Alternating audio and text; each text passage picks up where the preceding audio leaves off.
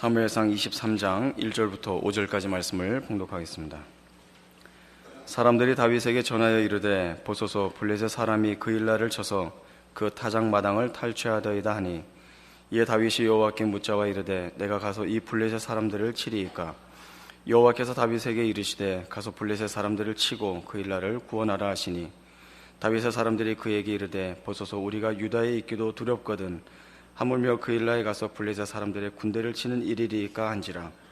다윗이 여호와께 다시 묻자온데 여호와께서 대답하여 이르시되 일어나 그 일날로 내려가라. 내가 블레셋 사람들을 내 손에 넘기리라 하신지라. 다윗과 그의 사람들이 그 일날로 가서 블레셋 사람들과 싸워 그들을 크게 쳐서 죽이고 그들의 가축을 끌어오니라. 다윗이 이와 같이 그 일날 주민을 구원하니라. 오늘 사무엘상 23장에는 다윗이 망명길에서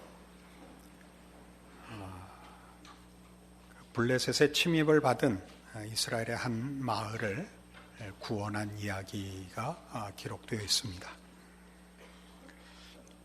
그 앞에 22장의 사울의 행동과 비교해 보면 참으로 놀라운 일입니다. 왜냐하면 실제로 이스라엘의 현직 왕권을 잡고 있는 사울은 블레셋을 물리칠 생각은 하지 않고 다윗을 잡기 위하여 다윗을 추적하다가 그 놉당에서 그 아히멜렉 제사장이 다윗을 도와줬다는 사실을 알게 돼서 그 놉당까지 내려와서 거기 있는 선지자들, 제사장들을 다 죽이는 그런 잔혹한 행위를 하고 이스라엘의 왕으로서의 어떤 그 임무는 제껴놓고 있는 것으로 보여지는데, 다윗은 지금 목숨을 부지하기 바쁜 어려운 상황 속에서도 그 이스라엘의 그 마을을 구하고 블레셋을 물리치고 하는 하나님의 통치를 수행하고 있는 모습을 보게 됩니다. 우리는 사실 이 다윗의 생애 속에서 결과론적인 그 기대 또는 그 소원을 가지곤 합니다. 유명해지고 성공했다 하는 것들이죠. 다윗이 결국 왕이 됐고 성경에서 그 유명한 하나님의 종으로 칭송을 받고 하는 것 때문에 그저 쉽게 다윗을 부러워하고 또는 무슨 모세를 부러워하고 그런 식으로 성경의 인물들을 쉽게 위인화합니다마는, 오늘 다윗의 내용을 우리가 성경이 의도하는 대로 차근차근 쫓아가 보면 뜻밖의 하나님의 종들이 고난 속에서 하나님의 일을 하고, 하나님이 또 그런 식으로 하나님의 통치를 이 땅에 실현하고 있다라는 놀라운 사실을 발견하게 됩니다. 누가복음 22장에 가보십시다.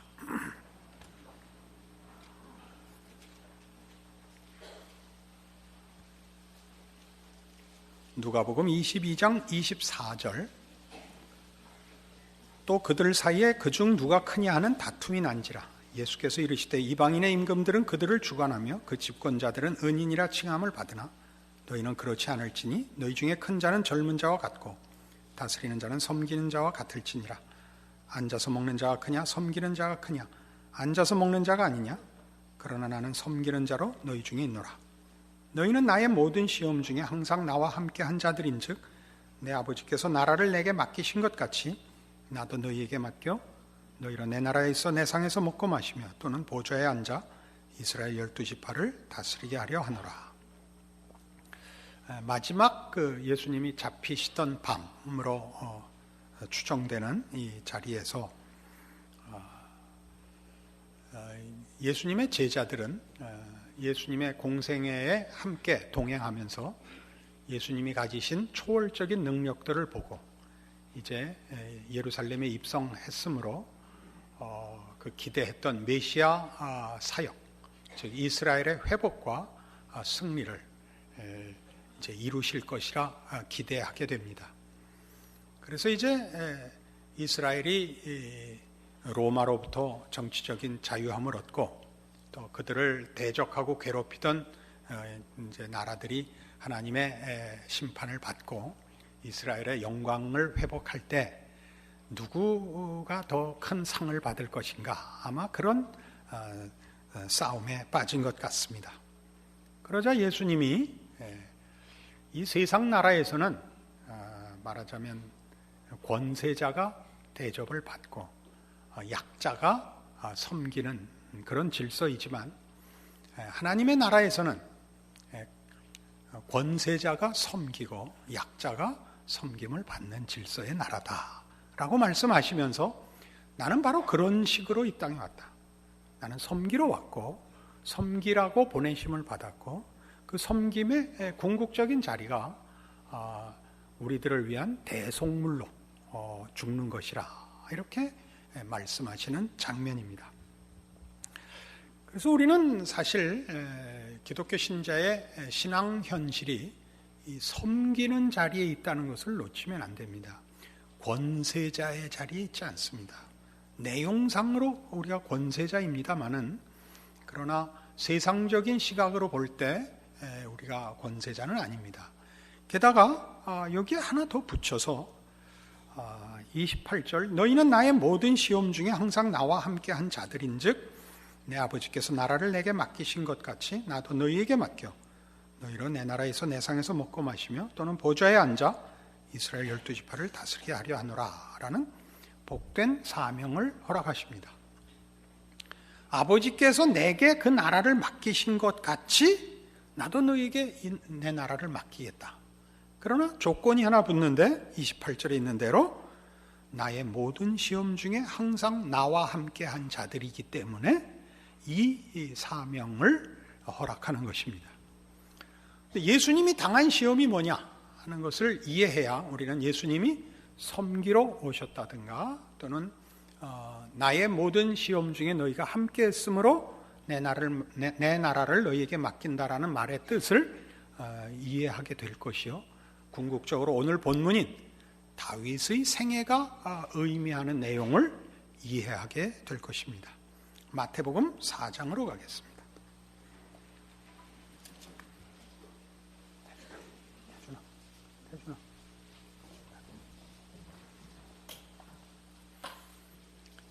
마태복음 4장 1절입니다. 그때 예수께서 성령에게 이끌려 마귀에게 시험을 받으러 광야로 가사 40일을 밤낮으로 금식하신 후에 줄이신지라. 시험하는 자가 예수께 나와서 이르되 네가 만일 하나님의 아들이거든 명하여 이 돌들로 떡덩이가 되게 하라. 예수께서 대답하여 이르시되 기록되었을 때 사람이 떡으로만 살 것이 아니요 하나님의 입으로부터 나오는 모든 말씀으로 살 것이라 하였느니라 하시니, 이에 마귀가 예수를 거룩한 성으로 데려다가 성전 꼭대기에 세우고 이르되 네가 만일 하나님의 아들이거든 뛰어내리라. 기록되었을 때 그가 너를 위하여 그의 사자들을 명하시리니 그들이 손으로 너를 받들어 발이 돌에 부딪히지 않게 하리로다. 예수께서 이르시되 또 기록되었을 때 주 너의 하나님을 시험하지 말라 하였느니라. 세 시험 중에 앞에 두 시험입니다. 세 번째 시험을 이제 우리 중점적으로 다룰 것인데, 그러기 위하여 앞에부터 차근차근 이해를 해나갈 필요가 있습니다. 메시아 시험이라고 하는 시험이라고 전에 말씀드린 기억이 납니다. 이 시험의 핵심은 뭐냐 하면, 예수 그리스도에게 사탄이 와서 예수가 누구인가라는 당신의 정체성을 증명하라고 하는 시험입니다. 자신의 정체성을 증명하라는 것에 아주 교묘한 시험이 되는 이유가, 그의 존재의 정체성을 증명하는 문제로 지금 시험이 들어오고 있습니다. 내가 만일 하나님의 아들이거든입니다. 그러나 예수님의 답은 뭐냐면, 나는 지금 하나님의 아들인 것보다 더 중요한 것이 메시아다 하는 것입니다. 그러니까 그의 정체성에 대한 대답은 나는 하나님이 보내신 일을 하러 온 그의 종이다. 이게 이제 답입니다. 계속 이 두 개 다 내가 만일 하나님의 아들이거든 이라는 시험이고, 예수님의 대답은 떡을 만드는 게 중요하지 않고 그의 말씀으로 사는 것을 가르치는 것이 더 중요하다. 내가 천사들을 보내어 나를 보호하시는 하나님과의 관계를 증명하는 것보다 하나님의 뜻을 따라서 순종하는, 하나님을 시험하지 말고 하나님의 뜻을 따라 순종하는 것이 나에게 더 중요한 정체성이고 사명이다. 이게 이제 메시아 시험입니다.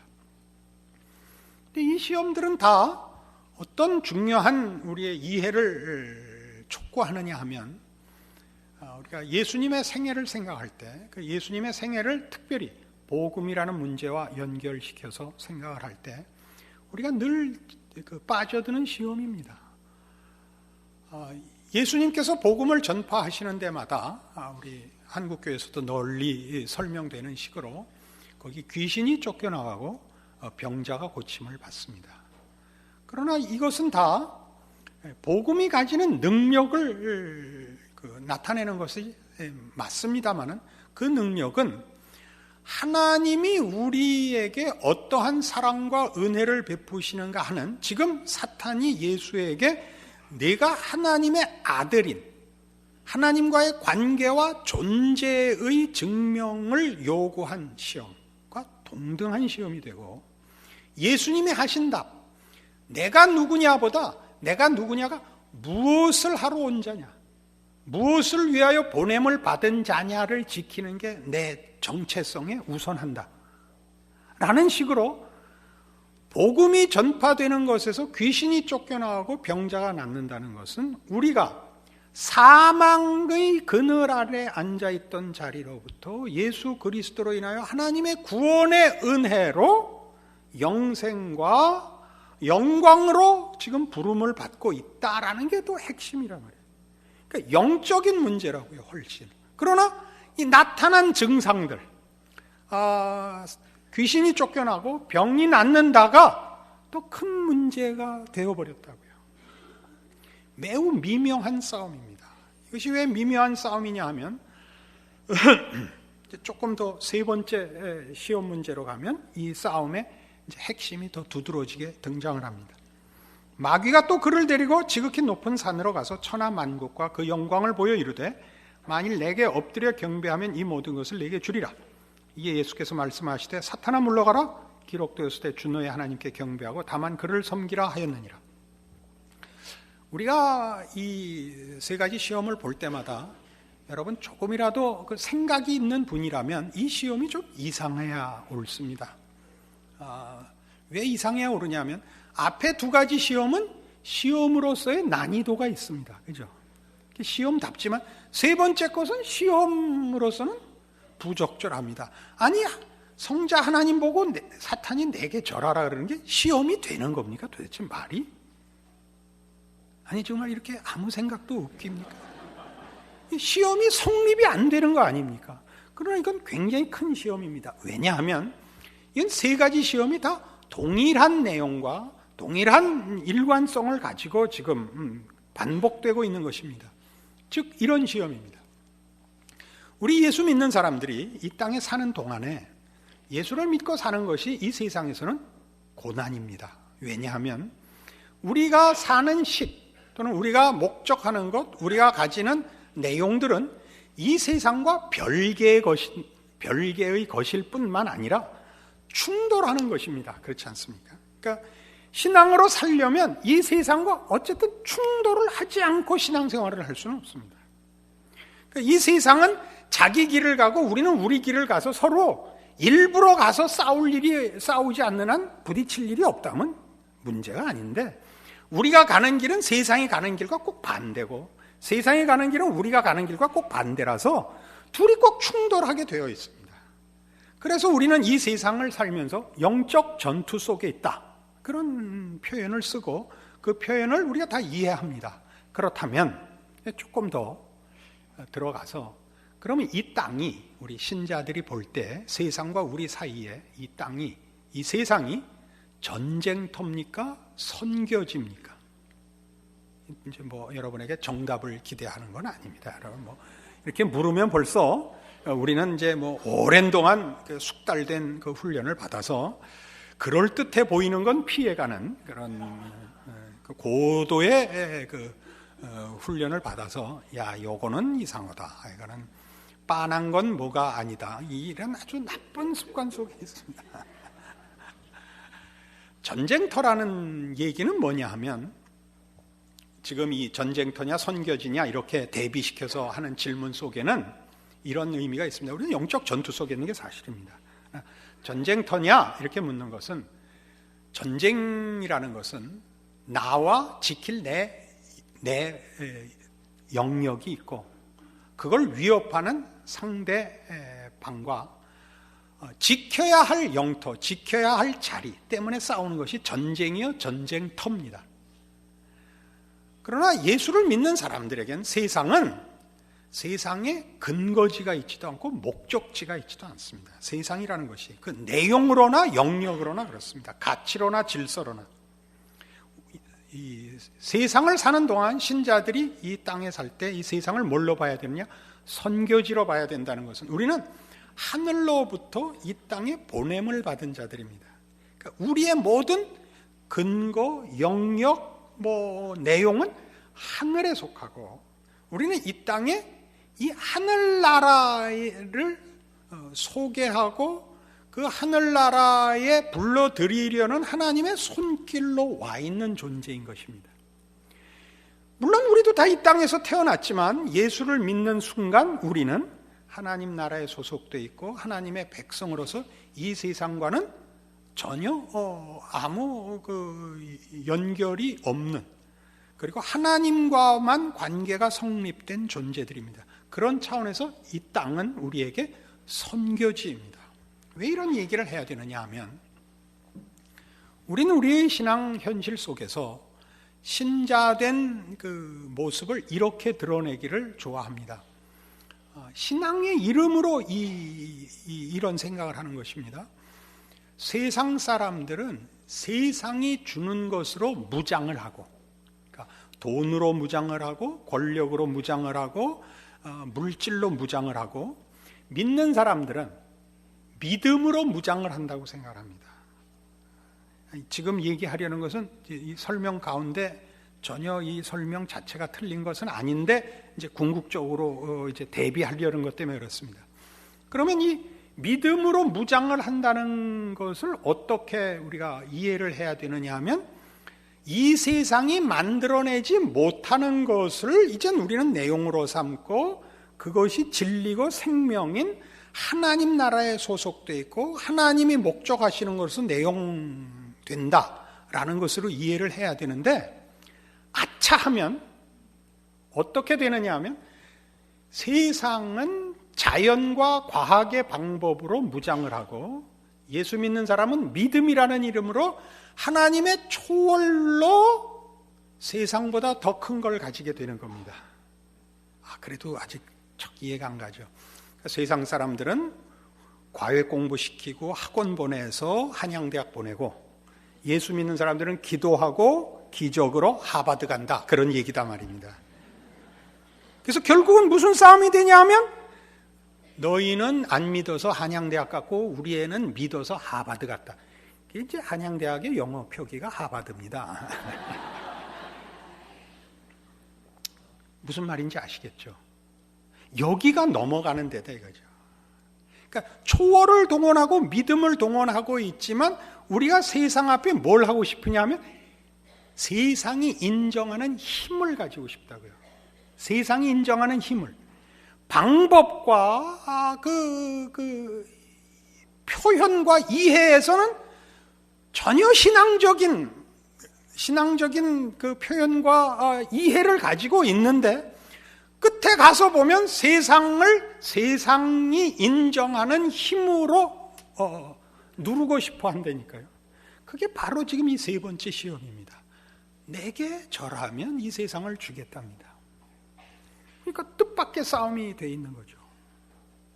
그러니까 이 싸움에서 예수님이 말씀하신 하나님께만 경배하라는 결국 무슨 싸움이냐면, 결국 우리는 이 땅에서 이 땅을 놓고 싸우는 것도 아니고, 이 땅에 속한 것으로 우열을 비교하자는 것도 아니고, 이 땅이, 즉 이 세상이 생산할 수 없고 목적할 수 없는 것, 하나님께만 있는 것, 의와 진리, 생명, 하나님 안에만 있는 평화, 영광 들로 싸우는 것이지. 그래서 이 세상 앞에 우리는 다른 사람으로, 하늘에 속한 사람으로 서 있는 것입니다. 내용상 존재론적으로 그렇습니다. 그러나 우리는 그게 방법이 되어 내용과 결국 우열의 비교 때는 결국 세상이 되고 만드니까요. 한양대학 갔다 하버드 갔다가 되고 만단 말이에요. 요한복음 17장에 가보십시다.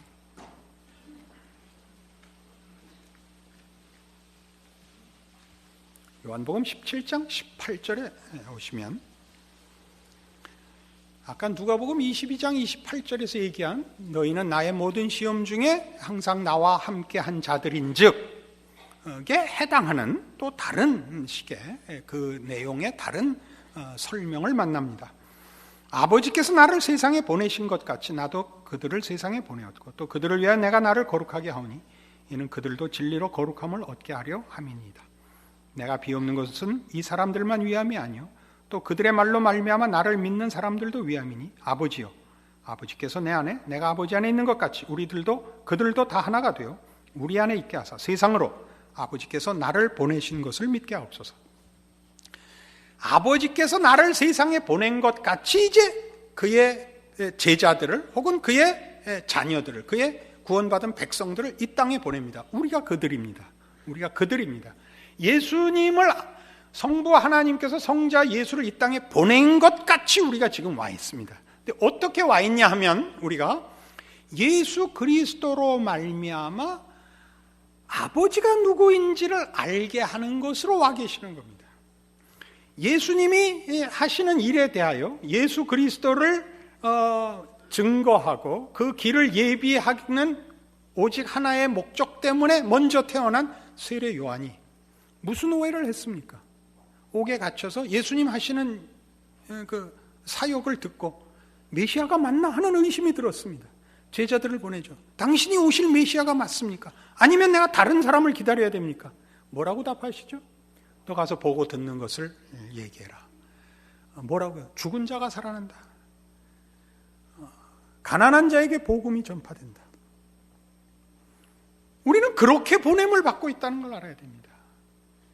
예수 그리스도는 아무도 하나님을 본 자가 없으되 예수 그리스도로 말미암아 독생하신 예수 그리스도로 우리가 아버지를 알고 아버지가 누군지를 알고 우리에 대한 사랑을 합니다. 그렇죠? 예수는 그렇게 보냄을 받는 겁니다.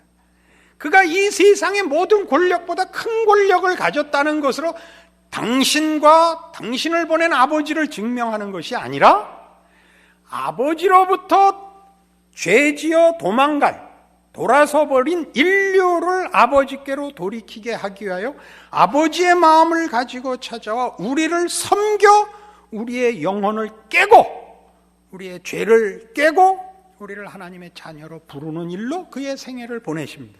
그러기 위하여 예수는 우리의 삶의 자리에, 존재의 자리에, 지위에, 환경과 조건에 동참하십니다. 끝없이 섬기고 죽으시는 자리까지 갑니다. 그리하여 예수 그리스도를 아버지가 보냈다는 것을 압니다. 아버지가 누구인가를 알게 함으로써.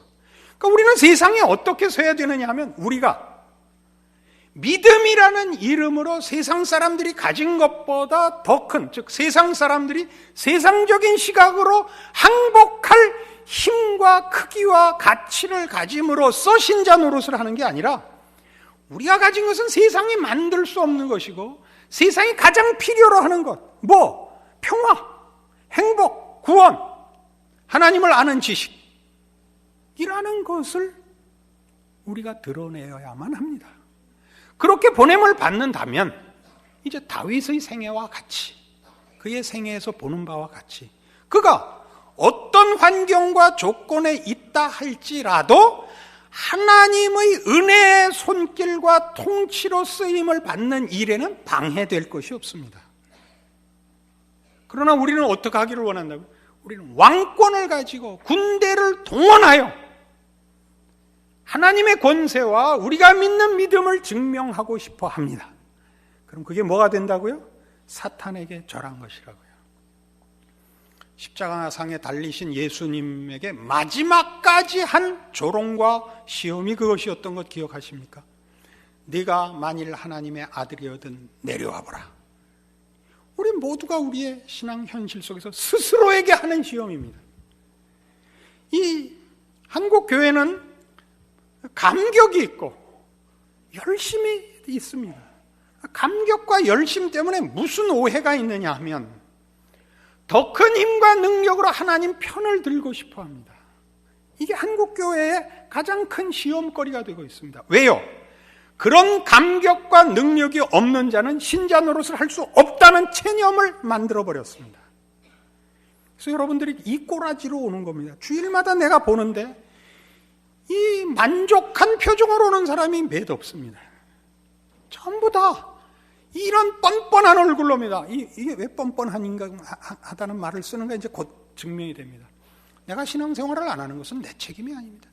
하나님이 힘도 주시지 않고 뭐 특별한 재능도 주시지 않는데 그럼 나보고 어떡하란 말입니까? 내가 주일날 오는 게 그나마 얼마나 다행인지 아십니까? 라는 상판떼기를 하고 온다 이거. 아니란 말이에요. 아니란 말이에요. 여러분의 인생이 귀한 것을 여러분 소중히 생각하고 있어요. 세상이 여러분의 존재와 여러분의 인생은 보잘것없다 그러죠. 거기 다 넘어갔죠. 그걸 누구한테까지 갖다 여러분이 떠넘기고 있다고요? 하나님한테 떠넘기고 있다고요. 하나님이 내 기도 안 들어주시고 내 진심을 안 받아줘서 내가 이따구로 사는 거예요. 나보고 뭐라 그러지 마세요. 우리의 하바도 너 줘봐요. 내가 이러고 있겠나. 맨발 벗고 내 태평양에 뛰어들지. 이거란 말이에요. 아니요. 하버드는 세상이 알아주는 학교입니다. 그냥. 그건 신앙과 아무 상관이 없는 겁니다. 공부 잘하고 열심히 한 사람들이 들어가는 학교입니다. 거길 나와야 하나님 앞에 쓰임받는 거 아닙니다. 여러분의 지금의 여러분이 스스로 비하해서 이해하시는 여러분의 꼬라지야말로 최상의 하나님의 방법입니다. 오병이어의 기적이라든가 한 알의 밀알이 땅에 떨어져 썩어야 된다는 말, 눈깔만한 다이아몬드가 하나 썩어야 된다, 이런 비유는 없습니다. 뭐 추록으로 5빵, 파리바게뜨 이런 얘기 없습니다. 그러나 우리는 우리가 그렇게 만들고 있습니다. 그래서 뭐가 된다고요? 다윗의 생애의 가치를 놓칩니다. 어떻게 놓치죠? 내가 다윗과 방불한 인생을 살고 있다는 걸 놓칩니다. 그토록 다윗을 부러워하는데 그 삶을 다윗같이 살지는 못합니다. 다윗이 훌륭하고 우리는 안 훌륭하다는 얘기를 하려는 것 아닙니다. 하나님이 다윗과 함께한 것과 동일한 은혜와 능력과 지혜와 열심으로 우리의 인생을 지금같이 이 상황 속에, 이 조건 속에서 하나님의 기적을 이루시려고 우리 각자의 인생을 두신 겁니다. 이것을 모른다면 신자의 인생은 비극이 됩니다. 만일 이것을 안다면 여러분의 인생은 놀라운 것이 됩니다. 세상이 몰라주는 것 때문에 여러분 그 시험에 지지 마십시오. 여러분 하나가 충성하고 서 있는 것, 성경은 늘 그렇게 얘기합니다. 어린 소자에게 내 이름으로 물 한 그릇 준 것 내가 기억한답니다.